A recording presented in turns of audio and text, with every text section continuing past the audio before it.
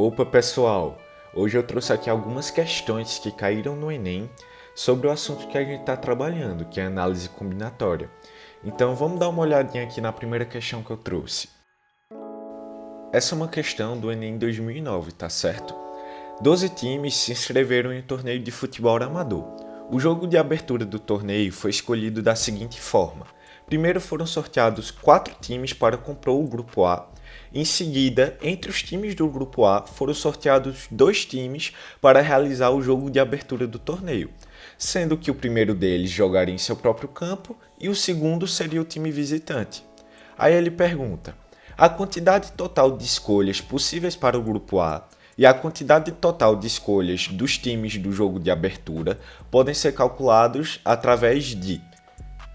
Essa questãozinha ela é bem simples, tá? Que ela vai perguntar a quantidade total de escolhas possíveis para o grupo A e a quantidade total de escolhas do time do jogo de abertura que pode ser utilizado, certo?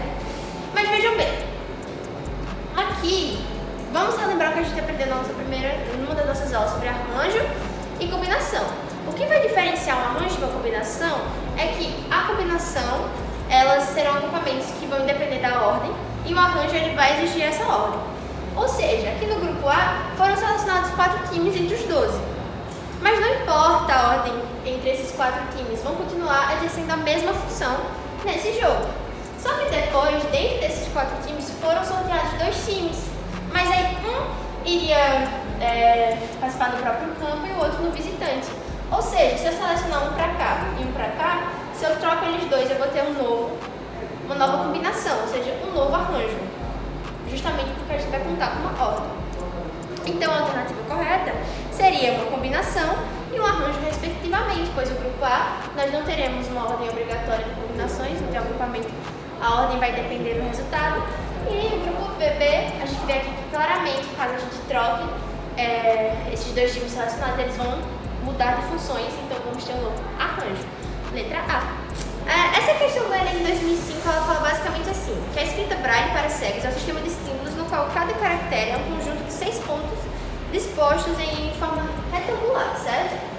No qual pelo menos um desses pontos ele vai estar destacado em relação aos demais 5 pontos. Por exemplo, aqui nós temos uma dessas possibilidades, que é aqui representada, por exemplo, pela figura A, chamemos assim. Então, a princípio, você pode pensar o quê? Que aqui a gente vai simplesmente chegar, fazer uma permutação de 6 e vai chegar na quantidade total de possibilidades que a gente pode fazer. Mas não é bem assim. Vê, concorda comigo que aqui fala que pelo menos um desses pontinhos vai ter que estar destacado. Ou seja, essa possibilidade aqui, ó, de todos estarem destacados, também é possível. E aí a gente não vai conseguir fazer uma permutação disso daqui, porque a permutação é basicamente uma troca dos pontos que a gente já tem aqui. Então, o que vai acontecer? Isso daqui a gente vai utilizar o princípio fundamental da contagem, que diz o quê? Que o número total de possibilidades vai ser o número de possibilidades de cada etapa multiplicado entre si. Então, aqui a gente vai ter o quê? 6 etapas, pois são 6 bolinhas. Tá falhando de novo.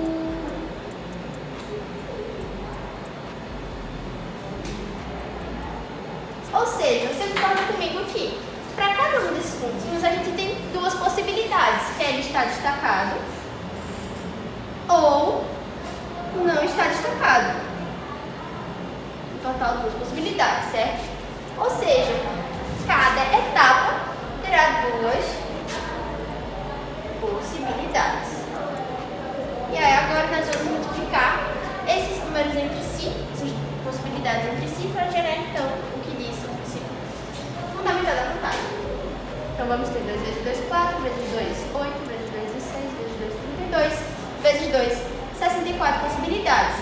Nossa, chegamos ao nosso resultado? Não. No enunciado fala o quê?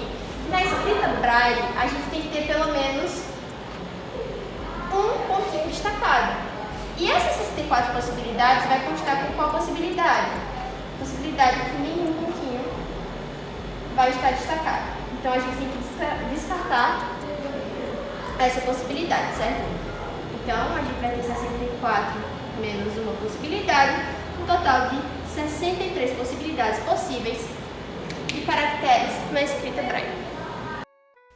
Obrigado por assistirem o vídeo até aqui. Se inscrevam no nosso canal, deixe o seu like e até o próximo vídeo. Falou!